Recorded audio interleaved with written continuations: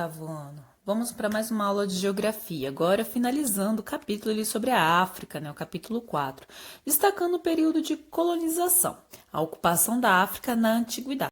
Para entendermos melhor as particularidades do continente africano, precisamos conhecer a sua história. Embora o modelo tribal seja muito importante no território africano, a influência da Europa mediterrânea e a ocupação árabe representaram aí uma herança cultural e política expressiva para o norte da África. Quando se fala em civilização egípcia, podemos levar como exemplo as famosas obras arquitetônicas, os templos, pirâmides e palácios, que resistem aí ao tempo e atraem inúmeros turistas e pesquisadores.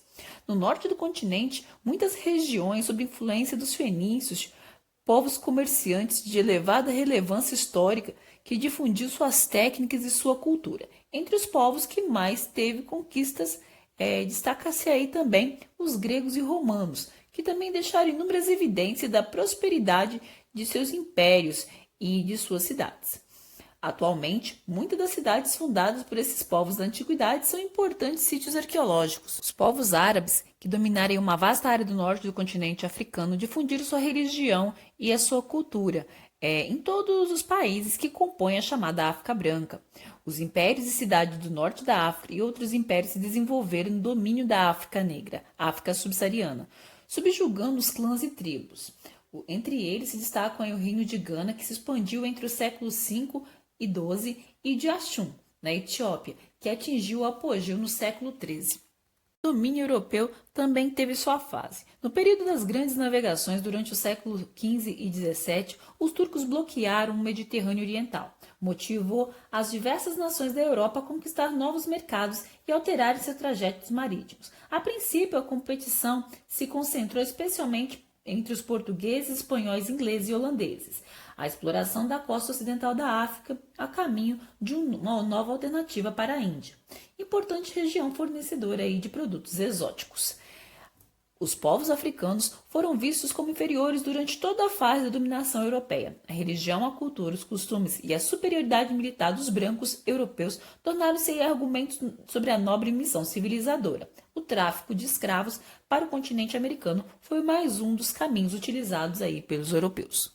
A partilha da África pelos colonizadores ameaçava a direção ao interior. A rivalidade entre os países europeus aumentava. Gradativamente, o continente africano foi dominado por nações europeias. A ideologia europeia não levava em conta a cultura, a religião, nem nações anteriores estabelecidas na África. A busca por especiarias e escravos para suprir as necessidades da mão de obra nas colônias americanas marcou significativamente o domínio europeu sobre a África. No século XIX, a Europa viveu um período de intensa industrialização. Os países que haviam aderido a tendências necessitavam de fornecimento de matérias-primas e o mercado dos consumidores. Consequentemente, a justificativa ideológica de colonização se propagou pelo continente. Ingleses, franceses, alemãos, belgas, italianos, holandeses, portugueses e espanhóis passaram a disputar cada espaço possível. Em 1884, a chamada Conferência de Berlim estabelecia regras referentes à posse territorial. O evento não solucionou totalmente os impasses, mas fortaleceu o processo de colonização.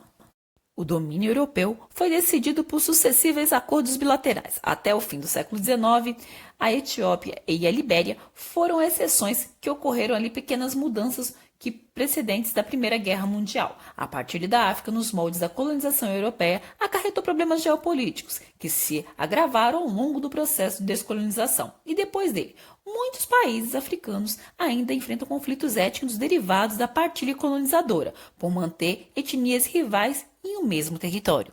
Vou destacar nesse momento o difícil processo de descolonização na África. Os povos africanos que permaneceram sob domínio europeu até o fim da Segunda Guerra Mundial. Exemplo de um deles é a Argélia, país norte-africano que exigia sua independência, mas os franceses se opunham a essa reivindicação. O general Charles de Gaulle enfrentou a resistência da famosa Organização do Exército Secreto. Entre os anos de 1954 e 1962, houve conflitos violentos entre as forças francesas e a Frente de Libertação Nacional, a FLN. Tais reivindicações e disputa culminaram na proclamação da República Popular da Argélia em 1962, elegendo um membro do partido da FLN Ahmed Ben Bella como presidente.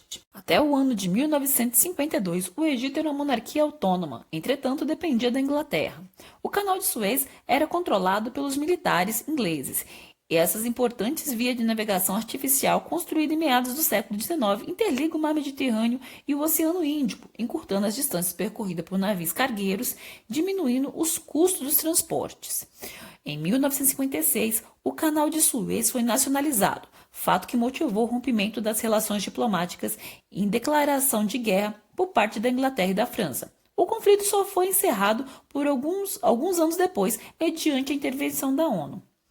A Inglaterra cedeu às pressões internas. Dessa forma, o Quênia, Gana, Nigéria, Serra Leoa, Gâmbia, Zâmbia, Malawi, Tanzânia e Uganda se tornaram países independentes e livres, pelo menos em termos políticos. O período de colonização, a região em que até hoje é situada a África do Sul, foi alvo de cobiça e de ganância pelos europeus.